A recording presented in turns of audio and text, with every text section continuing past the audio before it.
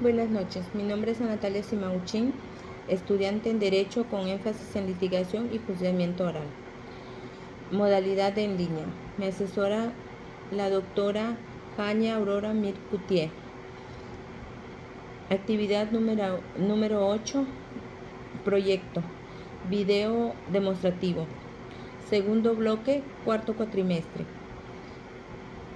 Exelchacán, Campeche, a 9 de julio del 2023. En esta ocasión nos toca recapitular todo lo que hemos venido viendo desde estas 8 semanas, que son un tema acerca de las escrituras y contratos de compraventa, escrituras públicas, y vamos a hablar un poquito sobre ello. Estas 8 semanas me ha servido para aprender mucho de todo lo que de cómo se realiza cada acto, cada compraventa, cada escritura pública, cómo llevar a cabo una escritura pública, cómo inscribirlo cómo darle legalidad, cómo vender una propiedad, una compraventa o algo así. Entonces vamos a hablar un poquito acerca de ese tema. Esto es lo que yo pude entender durante estas 8 semanas en mi aprendizaje como futura litigante o como futura abogada en derecho. Hablemos sobre los actos de la escritura. Escrituras que contengan poderes, testamentos, actas constitutivas de sociedades o de asociaciones, hipotecas y por supuesto las más conocidas, que son las que representan un título de propiedad. La escritura pública constará de 3 partes: una introducción, contenido y conclusión. La escritura pública en sí es el documento que contiene cualquier especie de contrato, convenio, un acta, etc., que se firma frente a un notario público. Es importante que estos actos en los que el notario da fe gozan de una presunción de ser ciertos, acudir ante un notario público para darle fe y legalidad. Algunos de los documentos o de los actos que necesitamos para escriturar y para tener es contar con toda la documentación, tramitar constancia y evalúo, realizar los pagos correspondientes, firmar la escritura, inscribir ante el registro público de la propiedad y del comercio. Indicar condiciones de la celebración de la compraventa, indicar partes, objeto y contraprestación. El contrato de compraventa civil es el contrato por el cual el vendedor se obliga a transferir la propiedad de una cosa o de un derecho de un comprador, quien a su vez se obliga a pagar un precio cierto y en dinero. De acuerdo con el Código Civil, la compraventa puede celebrarse bajo distintas modalidades, como es el caso de la compraventa con reserva de dominio, en el cual el vendedor se reserva la propiedad del bien vendido hasta que su precio haya sido en su totalidad cubierto. O sea, que podemos decir que es como una escritura pública cuando se da en donación o en venta, pero mayormente pasa en una donación con su fruto de vitalicio. ¿Por qué? Porque se reservan la propiedad a la persona donante. En este caso, esto es la propiedad a la persona que vende. No puede ser utilizada por la persona que compra, porque tiene esa modalidad de la propiedad, que solamente la va a poder ocupar hasta que haya cubierto en su totalidad el monto a pagar. Esa es una de las modalidades. Otra modalidad de compraventa es en abonos, en el cual el comprador podrá pagar el precio en parcialidades. Además, la compraventa, existen también las compraventas civiles. En estas compraventas mercantiles, que si bien al igual en las compraventas civiles, una de las partes se obliga a transferir la propiedad de una cosa o derecho y la otra a pagar un precio. La compraventa mercantil son las cuales el Código de Comercio les da ese carácter, y todas aquellas que se hagan con propósito de especulación comercial. Las obligaciones de un vendedor. El vendedor está obligado a entregar al comprador la cosa vendida, garantizar la calidad de la propiedad o de la cosa vendida, responder al saneamiento por causa de evasión y los vicios o defectos ocultos bien enajenado, entregar los documentos legales necesarios para acreditar la adquisición de los bienes y del objeto del contrato, entregar la cosa vendida en el estado que se encontraba a la perfección en el contrato de compraventa, entregar todos los frutos productos por la cosa desde que se perfeccionó la venta, los rendimientos, acciones y títulos de la cosa. Eso es lo que es la obligación del vendedor. La obligación del comprador. El comprador está obligado a pagar el precio de la cosa en el tiempo, lugar y forma convenidos. En su caso, tener todos los documentos para poder acreditarse como dueño. Pagar al vendedor el precio de la cosa en el tiempo y el lugar que se entregue. Y pagar los intereses por el tiempo mediante entregue la cosa y el pago del precio. Como bien sabemos, una propiedad tiene sus valores, entonces todo indica que el derecho de un vendedor y el derecho de un comprador. Esas son algunas de las cosas que nosotros mencionamos. En una compraventa también se ve que en cuánto tiempo se puede estar sin pagar sin pagar una hipoteca. Pues bien, como podemos darnos cuenta, una hipoteca en nuestro país, pues se tiene que revisar su crédito, tendrán que enfrentarse a un sobrecosto récord que podría hacer tambalear las finanzas de una persona, ¿no? Que lo mismo, según señalan desde la asociación,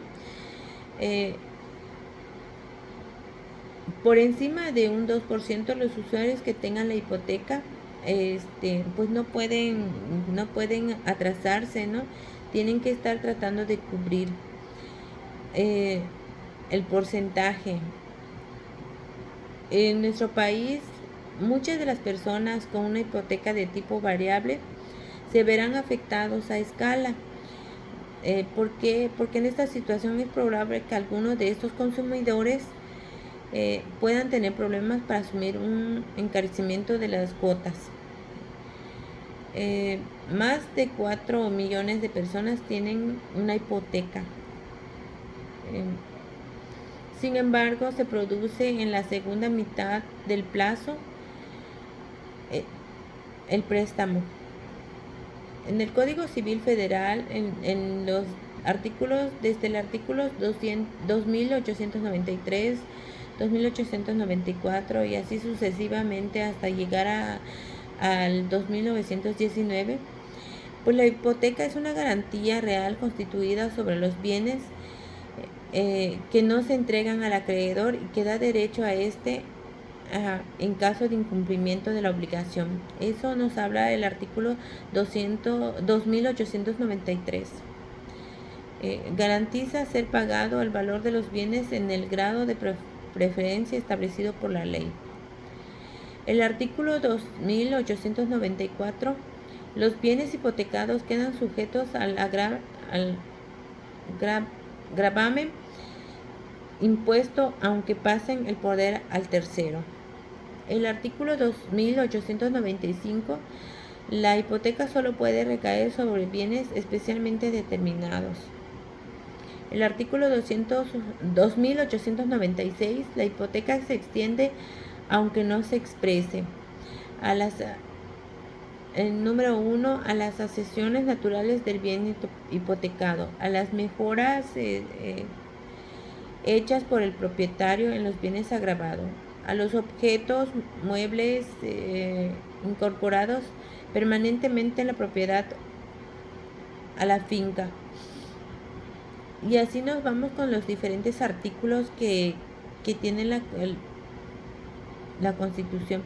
Entonces, el artículo 2901, pueden también ser hipotecados los bienes que ya no están anteriormente, aunque sean un pacto de no volver a hipotecar.